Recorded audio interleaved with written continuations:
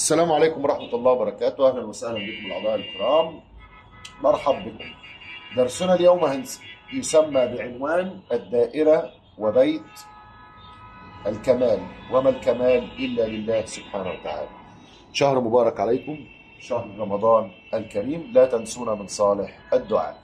ده حرف الواو، ومادام قلنا حرف الواو وبنقول دائرة الكمال يبقى نحط المثلث بتاعنا، وألا وهو مثلث الغزالي. هشرح لكم اقترانه، وهو ده البيت المقصود، وهو ده البيت المقصود.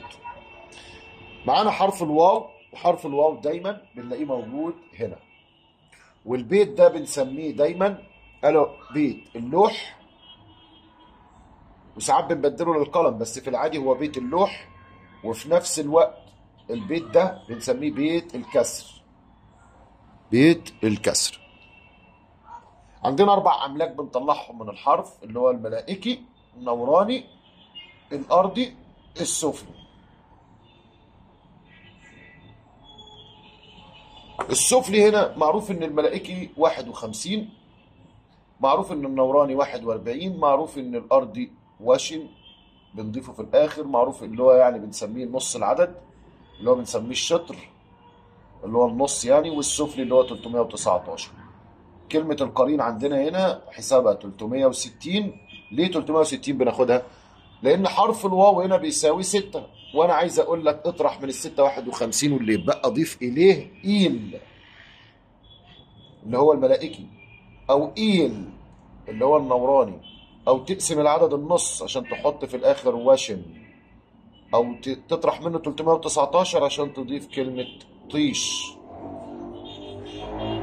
فلو طلع معانا 6 بنضيفها هنا تبقى 366، ومن الناتج ده بقى نطرح منه ال51 عشان الإيل، وال41 عشان الإيلن، ونقسمه النص عشان نزود كلمة واشن في الآخر، نستنطق الكبير على الصغير، وطيش عشان نستنطق الأصغر على الأكبر، ونضيف كلمة طيش ويطلع معانا الاسم المناسب. السر في كلامي هنا، والطريقة اللي هنمشي بيها وهنعمر بيها. احنا عندنا حرف الواو. حرف الواو معروف ان هو حرف ترابي، معروف ان هو حرف ترابي. اللي يعوضه في المسائل بتاعتنا الماء، لان التراب والماء اصدقاء. لو انا عايز اشتغل بحرف الواو بس، واعمر بيه مثلث، واعمل بيه فايده، واطلع منه اسرار كتير، مثلا اعمل ايه؟ على سبيل المثال انا مش محتاج اكتر غير ان انا اخد لفظ الجلاله، واخد جبريل لو انا عايز الخير، او احد الاملاك العلويه، واخد الطالب بتاعي، واخد المطلوب اللي انا عايزه. الطالب هنا هقول مثلا باهر، المطلوب بتاعي مثلا على سبيل المثال احداث، اللي هي شبكه احداث مثلا على سبيل المثال. وجبريل انا باخد لفظ الجلاله عدد 66، جبريل 245، باهر 208 فرضا يعني، احداث يبقى 615 على سبيل المثال، يعني احنا بندي مثال.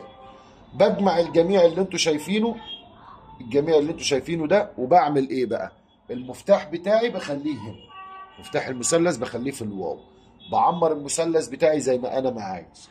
خلصت تعمير، باجي في الاقطار بتاعتي من هنا اللي انتوا شايفينها دي كده اهو، بعمل حاجه اسمها في العلوم التلصميه، الا وهو حرف الواو. بكتب حرف الواو زي ما هو بس بالحرف، يعني واو. اجي احسب واو بالحرف كده، يبقى واو الف واو، الواو ب6، وادي 6 وواحد بقوا 13. شفتوا رقم 13 اللي انتوا شايفينه ده؟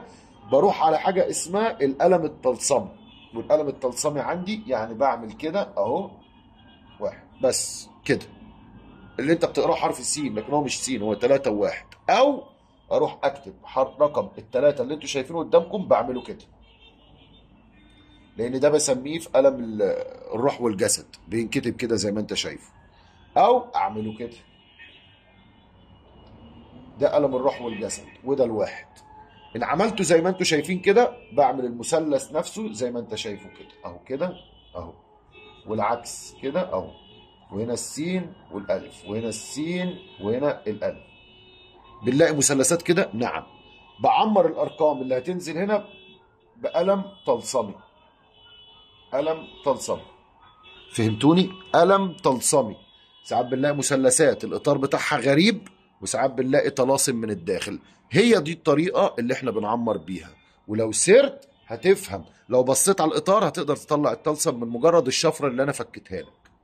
كل المخطوطات بتلاقي الاطار زي مثلث الغزالي، ولكن الاطار مش قوله الحق ولا الملك، بتلاقي طلاسم كده في الاطار، فبتستغرب بتقول هو ليه طلسم؟ هو الطلسم بسبب كده. فهمت؟ بتلاقي التعمير من جوه طلاسم، قلم طلاسم. ايه هو قلم الطلاسم؟ اختار اي قلم، اختار مثلا قلم السليماني وحول الاعداد لطلاسم، وتقهر بالاربع املاك، والقسم تقرا البرهطيه وعددها 45. البخور بتاعي يا شيخ اهو، حرف اسم الله تاخد الف واللام، واللام والهاء مكرره، اللام مكرره تحذفها، وتاخد الجيم، تاخد الباء، تاخد الراء، ياء واللاء، ياء واللام مكرره، والطالب باهر موجود الحروف بتاعته كلها بالكامل ما عدا والراء موجوده، والباء والالف موجودين.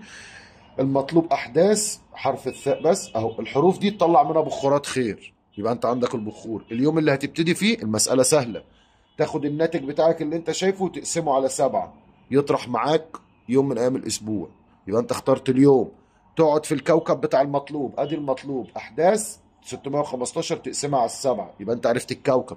تقعد في اليوم، طلعت يوم الثلاث يبقى تقعد اول ساعه يوم الثلاث، يوم المريخ مثلا تختار ساعه الظهر، وتقعد يوم الثلاث ساعه الظهر تعمل العمل بتاعك، ينجح مباشره. الكتابه بزعفران وتصرف عمار وتتحصن. انتهى. هل اتعلمنا؟ اتعلمنا شفرة النهاردة في المثلث القلم الطلسمي. انتهينا، وننتقل إلى درس آخر، وإلى اللقاء. ولا تنسونا من صرح الدعاء في شهرنا المبارك، أعاده الله علينا وعليكم باليمن والخير والبركة.